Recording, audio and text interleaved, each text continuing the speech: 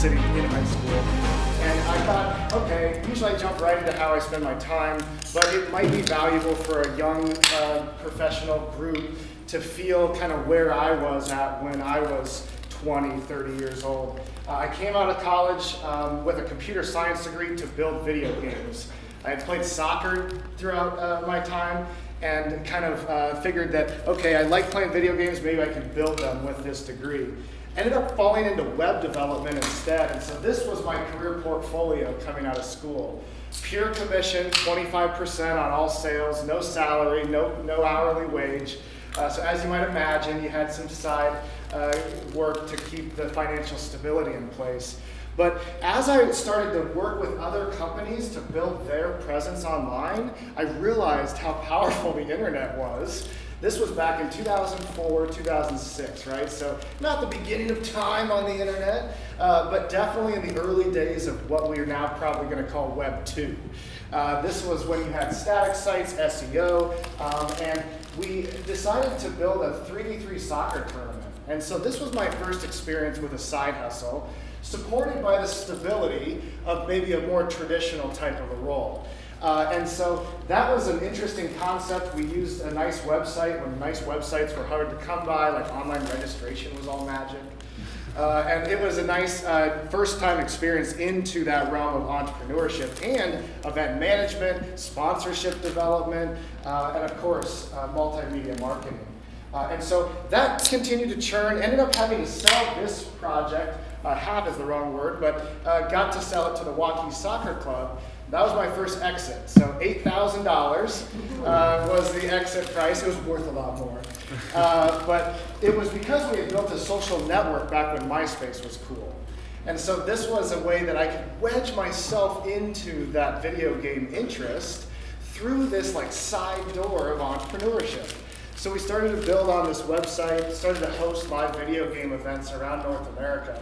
Like Guitar Hero was good for us, Madden and Halo. I started hosting all sorts of fun interactive video game events. And so as you can see, the pie starts to kind of diversify itself.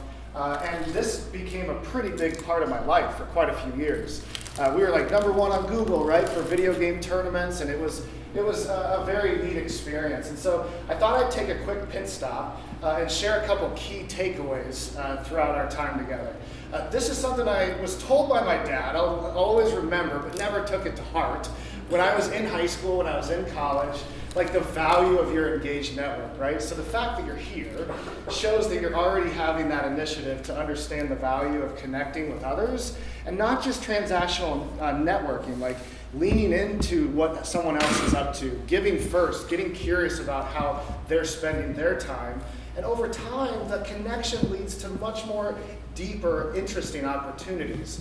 And so building your network before you need it is something that I hope you take away from this evening. This was an interesting milestone in my life. We built an electronic beer flight paddle. So I'll pass it around. This is an electronic serving system that we went deep down the rabbit hole with Flight Bright. And that spawned on a Sunday fun day. You know, we're sitting around enjoying a beer flight, and guess what? Which one is which? So I translated this for the high school group, like imagine if you get sushi. You know, like you order all this fun sushi, great names, great ingredients, it arrives, no one knows which one is which. And so not only are you kind of lost in that moment, but you can't take those taste profiles with you. And so this was an opportunity for us to weave some technology into that sampling experience. And since then, we continue to work toward that activity with a beer flight paddle. We can take it and transcend into other industries with a patent that took 6 years to issue, but then also have a beer festival app. And so Flightbright continues to be a fun story. After 8 years in web development, I retired and went in-house at a home builder. Kind of an odd move because I don't really like the word hammer, right? I generally avoid manual labor. And so this was a neat chance, though, to go in-house with one of my clients that had just built a nice website and just glazed eyes, like, we have to do what with this thing? And so it's spawned out of a text message. And I think there's a quick detour here. Don't be afraid to create your own role. Like, you can have the skill sets to get creative, it might not be a job listing, but it could be someone you've enjoyed collaborating with, and there could be opportunities to explore working together. And so I would end up spending 8 years also in the home building industry. And one thing I was thankful for in that role was, of course, like the ability to get creative, right? Doing a lot of photography, a lot of videography, all the multimedia marketing and traditional storytelling as well. But it also created some neat flexibility. When I left sales, I kind of like released the ulterior motive in the back of my mind at all times, right? Dude, it's great to meet you. Do you want a website? Do you want a website? Does he want a website? Does he want a... And so when you release that, it just, you can get so much more interesting interactions, deeper, faster with people on any topic. And so I was really thankful for that and found myself really getting involved not only with the community, as Diana shared, but also helping to lead these opportunities. And this was volunteerism, my friends. I learned that generosity builds trust. And so this was Des Moines Startup Drinks, a monthly gathering. We just heard Web3 DSM. We're kind of starting back at zero with that. But what I learned in some of these moments was that the energy of accelerating others is unmatched. So if you can get curious and really start to lean into what others are up to, it can create kind of a sustainable energy that is not a facade, right? It's very authentic, and while you'll always hear be authentic, I believe people actually want consistency. And the easiest way to be consistent is to be authentic. And so that's another quick takeaway just on the opportunity of getting involved with coworkers, family, friends, other entrepreneurs, recognizing that the energy, the education, the support is part of this equation. And so today, fast forward, this is a little bit of how I spend my time these days. You can see that Jet Set Studios still remains a small sliver. Flightbright continues to be a part of the story. That volunteerism led to a chance to build a regional rep role with a few counterparts, and that's been like the blessing of my life. Like now I support like 60 other 1 Million Cups communities in rural, medium, and large environments. And so that awareness has been such a gift, being able to support and connect, and learning about the professional career path that is entrepreneurial ecosystem building. It's one of the pillars inside the Kauffman Foundation, which is also supporting 1 Million Cups.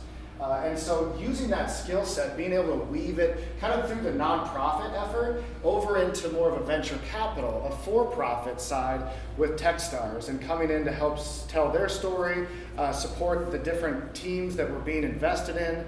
Accelerator, just quick jargon police, is a kind of a tight experience, overload companies that are selected to receive financial capital, but the value really is like the mentor network, the investor global network that is connected with different accelerators all around the world. So Techstars Iowa was a 3-year program. It's currently on pause, and so it'll be interesting to see what the future of that is. Love to chat more about that program, knowing that that's one of the lenses that we were talking about in depth when this conversation of collaborating first emerged. And so we're still kind of figuring out what dots need to be connected. If an accelerator is needed within our ecosystem, maybe it's a different type of a program. And so the future of Techstars currently, right now, is a little unknown, but that's interesting. I've learned to get comfortable in uncomfortability. And so we'll see what happens with Techstars, hopefully, and it will work out just fine. The Flightbright continued, as I said, we built an open house scheduler while I was in the home building industry. The pandemic really put that thing on hibernation. Open houses went a little taboo there for a while, and so that was a little mistiming thing. There's a little pit stop here. The timing of a venture, you kind of have to make your own luck, and sometimes it doesn't work. But like a financial portfolio, it's nice to know that this can sit there ready to go and not have to work in order to be financially sustained. And with all that activity, it felt like there was this impending regret if I wasn't able to synthesize this experience and all that I've learned from people like you into some form of a relic that I could pass along, even if it was just to my little one. And so writing and publishing You Don't Need This Book has been a strong sense of peace over the last couple of years. furthering like the connectivity into this entrepreneurship in our connected era. So you each have one of those. This is my heart. This is everything that I know. And so I hope this milestone moment is impactful, but I'm not going anywhere. And you've got everything I know for you to enjoy in an audiobook or this nice gift for today. Happy to personalize them afterwards, and know that this is definitely not A to B in this realm, right? But these are some common experiences that an entrepreneur, that this type of a lifestyle, a side hustler, an intrapreneur will feel. And so today we're going to really lean into that side hustle chapter. And so I hope as you go back and take a peek at that short portion in the book, the talk that we're enjoying here tonight will really resonate. And so before we kind of dive into intrapreneurship and then side hustles, I thought I'd throw out a couple of myths versus reality. A lot of times entrepreneurship is seen as very distant, when I would invite you to tinker. Like, you can do things in your existing organizations, you can do things on your own. Money isn't all that matters. Sometimes there's energy, different types of capital that can be brewed within those activities that are going to positively impact other areas of your life. I've learned a lot about how no one cares about your great idea. They care about how you execute, how you make these ideas happen. You hear this all the time, but when you listen to people's stories every Wednesday for 10 years I've had coffee, right? It's been amazing to see all the wonderful ideas you're interacting with and the differentiation that it is when you actually take it and start building it toward reality. You definitely have something to contribute. We need you. No matter where you're at in the community, it's an opportunity to be around peers and continue to learn, which I think perpetual learning is a part of staying energized. And recognizing that sometimes the habits that you form, even the small moves, are perhaps more valuable than the long-term goals. And so recognizing that you can make these moves every step of the way. Permission is not required. I don't have to tell this group that, but I do get heavy with that narrative around high school and college-age kids. There's just this odd wait. I have to wait to build. Or I'm going to be chosen as long as I work hard and show up. There are some of these things that are required, but it takes a little extra to show initiative, which is also hard to find. I've learned care is scarce. And so if you can separate yourself by showing up in events like this, by giving first and connecting with others, by offering to be generous in various ways, over time, that connectivity will churn interesting opportunities. The last thing, and I'm happy to share this slide deck if you're curious. I know there's a little extra text on here, but that failure is forever. I almost remove that term out of the vocabulary when I think of work. You either learn or succeed. Failure is more like a pit stop, and I guarantee you that idea one won't work. It's going to require some form of pivoting along the way, and you can use the customer discovery process to really guide you so that you don't go down too deep of a rabbit hole into the wrong direction. And so those are a couple myths, a couple different realities I thought I would share before we dive into two of our big milestone topics for this evening. So we'll start with intrapreneurship. Who here is at an existing company? Nice. Who here is their own boss? They are the owner, right? Okay, good. And Diana, thanks for asking some of those. I took a note of who's been exploring side hustles. We were chatting beforehand, and I had the Simpsons police guy over here. That was going to be the jargon police notification. But I decided just to let you know that this is a little heavy on text, but a definition of what an intrapreneur is, right? It's someone who's championing change in an existing organization. They trust the group they're working with, they appreciate the stability, they have a mission that they can build into, and that innovative spirit can translate into huge value for those organizations. They'll fear you, but they need you. And being out in the community, interacting with different founders, entrepreneurs, is a way of staying ahead and bringing that energy into your organization so that they can stay ahead of the innovation curve. The companies that appreciate intrapreneurs are the ones that are going to go furthest, even though it's a little contradictory. But I promise, the time you spend here, the time you spend at 1 million, the time you spend out in the community is going to be more valuable than that hour or two answering yet another email. And so getting out into the mix will bring the energy back into these organizations.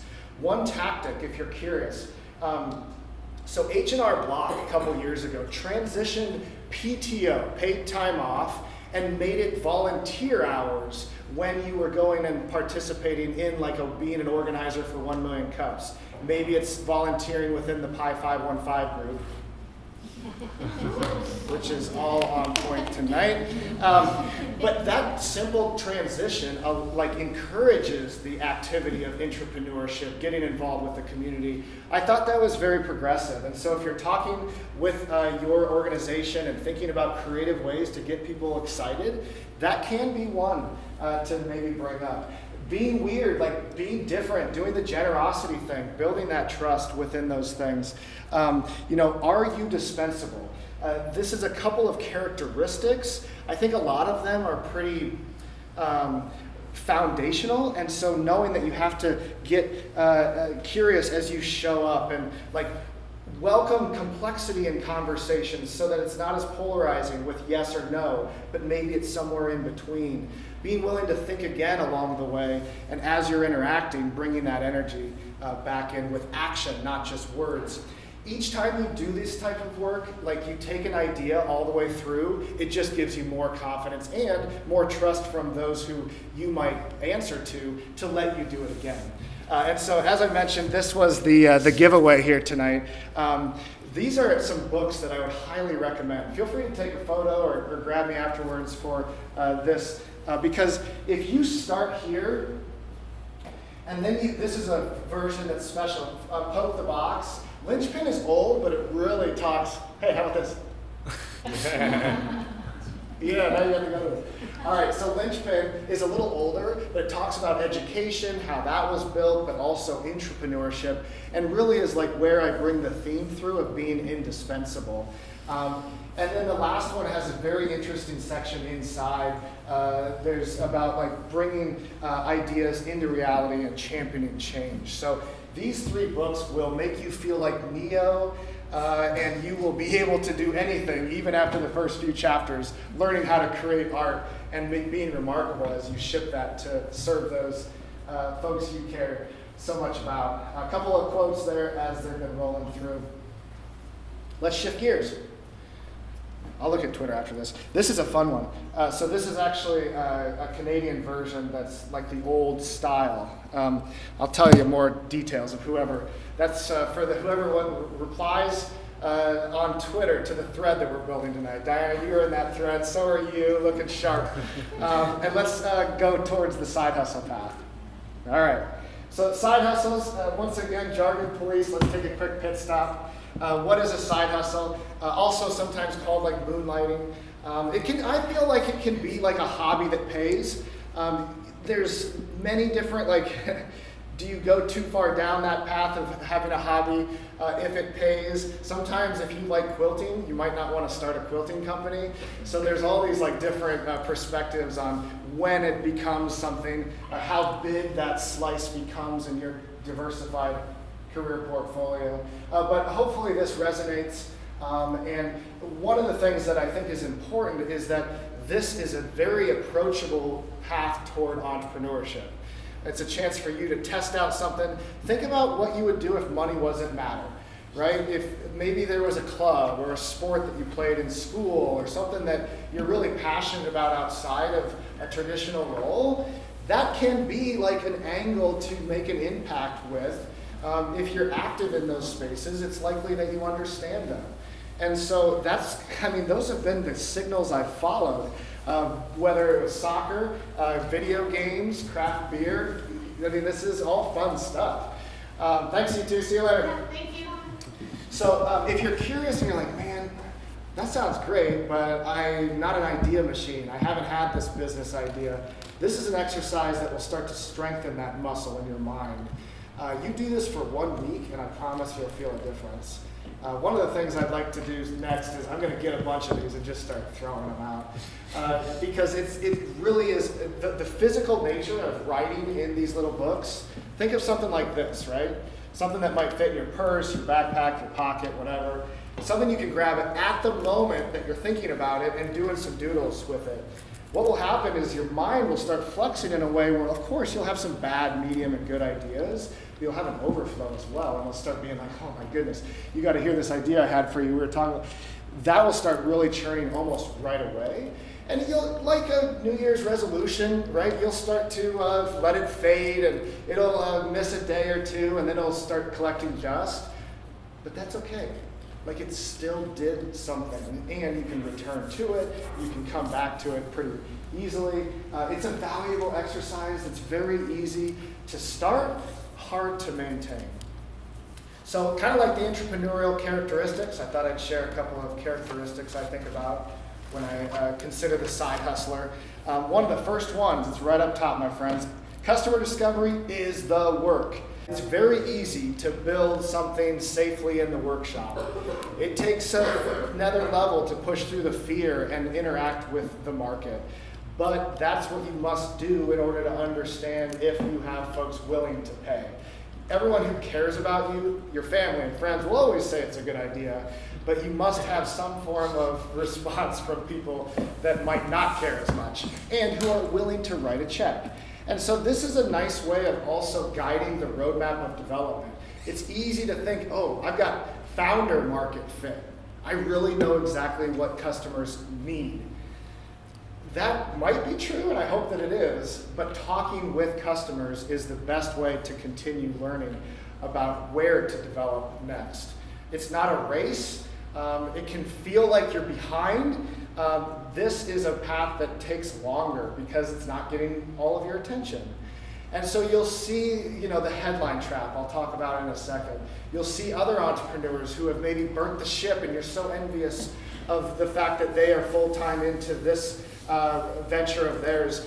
One thing I've learned is they're also a little envious of the security that you have as you've kind of slowly diversified your career portfolio. So it's one of those grass on the other side of the things thought. But knowing the numbers, being able to lean into the pain so that you're not building a vitamin.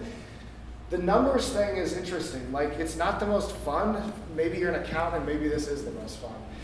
But it will give you confidence so that you can interact within these type of environments or in front of a potential customer, in front of investors, and show that you've done the diligent work to really kind of see how this thing can work with some financial modeling, understanding the market. And so bringing that confidence and then balancing it as you build when you're small to go big, balancing that with that kind of intellectual humility that we spoke about, having the willingness to be wrong, knowing there's opportunities to continue learning. And so there's that. When this is kind of a subtle thing, but delivering on the promise, like that is almost commerce, right? If I tell you I'm going to do this and you're going to give me that, it will happen. When it's a side hustle and you might have other responsibilities, it can be sometimes challenging to deliver on that promise. And so staying realistic, I think, is an important thing. It's not meant to make you think small, but more so that you can deliver on that and continue to build. You start missing those deadlines or not delivering the product on time or whatever it might be, it can become pretty toxic within that journey. I pulled this slide because it's worth a quick detour. I give a talk called The Pitch, and it really leans into telling your story as you kind of think through that marketing lens. But this is worth thinking about as you're interacting with someone, telling them the story of your company, telling them a short snippet about how you spend your time, this side hustle that you care a lot about. Recognize that you might be down here on the layers of understanding or maybe even thought leadership. You've got them, the goal is to get them curious. And if you overload, like I'm doing tonight, if you overload knowledge grenades all the time with every single detail going into the features and every single element of all the things, it will numb that audience. And so the idea is to think of it more like a sequence, giving them a little nugget or two that's going to create an opportunity to follow up. Thinking that this moment is going to be impactful, but it won't probably matter as much as the next and the next and the collection of interactions. And through that sequence, you can move them down through the fear after they might show some initial interest and into that layer of engagement. All right, back on the highlight. This is a little bit more abstract, but definitely important, and kind of the sections within the side hustle chapter that you'll see in the book. I believe that it's important to be transparent. This is especially important during transitional times. If you're going into a new position, that's the moment you have the leverage to share your excitement about, hey, I go to 1 Million Cups every Wednesday, I'll be gone, but I'll be back to 10 a.m. every Wednesday. That's a lot different than not saying anything. You know how it's like asking for a vacation. So being transparent with the way you spend your time will, I think, be appreciated by those who might be interested in hiring you, but also make sure that the relationship is mutual upon arriving onto the team. We already talked about patience, knowing that this activity often takes a little longer, being realistic, and so that you can accomplish small goals with those habits towards what you want to be more long term, and staying balanced. Like that exercise of creating a pie chart is a healthy, like, annual reflection. All right, so you don't want to dilute yourself to mediocrity. I think that it's fair to think that, all right, we might have time to swing an axe 100 times. Do you want to hit 100 trees once, or maybe a couple strategic times? And so being very purposeful and intentional with the way that you spend time and stay balanced, and then weaving everything into the community, knowing that we can all do more with less through the support of others. That headline trap will always linger. The willingness to take it easy or be status quo is sitting under there as well. But that headline trap is dangerous. You see the $1 billion that is raised and you're like, man, this is not what I have going on right now. And that seems some sort of failure, but it's not. It's not. So staying positive and the community involvement, make sure that that positivity is maintained. Being around peers within this lonely roller coaster. And so I think of the collaboration, the connectedness, and also that give first, being willing to stay consistent with your interest in accelerating, supporting, and connecting others. That type of mindset over time will unlock pretty much whatever you want to do. I will spin through this quickly because it's another visualization of an entrepreneurial ecosystem. At the core are entrepreneurs. You've got startups and small businesses as two different types of entrepreneurship. This is liberating. I know it's yet another little detour here, but like the common thing is, I don't have enough money. You might not have enough financial capital, but you might have some network capital. You might have some institutional capital, right? You may be in school or continuing to learn in all the ways. There might be some physical capital. We live in a pretty beautiful place. So using things that you have to attract more of what you want is something that I think the 7 Capitals does a nice job of keeping things in perspective. And then outside are all different types of actors. So you have the venture studios like Megan at Maple. You've got the educational organizations like the Ankeny Orbis or Pi 515 or Waukee Apex, all these different educational environments in higher ed. All these different types of actors are collectively collaborating or not. And so the more that this is like a positive sum environment where if you win, we win, over time a lot of fresh things can emerge. So in closing, I like to finish with a little more of a philosophical flavor. It's interesting, I think you're often told that to retire you need a financial runway to clear life. There's another option of like moving it maybe toward being a monk, but there's a third option where it's hard to compete with being you, and over time money becomes less important. Naval is one of my favorite kind of philosophy flavors, and one of the things he also says is like, we might have 2 lives, right? And the second one begins once you realize it might be just one. And so enjoy the time that we have here. And I think one way to balance that community, home, and work is finding things that feel like play to you, but look like work to others. There's a mixture in between here, and if you can find the right balance, which with your career portfolio, this state of career nirvana is accessible through these channels of side hustles, intrapreneurship, and entrepreneurship. And so when I think back to kind of the peace that I've felt, it's really come from the satisfaction of building things that I care about. And so I'll close here by saying thank you once again to YPC for letting me jam for a little bit here. I also appreciate the sponsorship. The books were provided by Hatchlings, and then Pour Over Publishing poured some beers for us. So that was a nice little surprise as well. Thanks again for letting us have some refreshments. That is all that I have for this evening. Last but not least, I would be remiss not to invite you to 1 Million Cups on Wednesday. We'll be at Megan's place. Join us every week. We have this like innovative energy shot, and it's one of the ways that you can stay connected throughout the entire Des Moines startup community. So cheers, everyone. Thank you.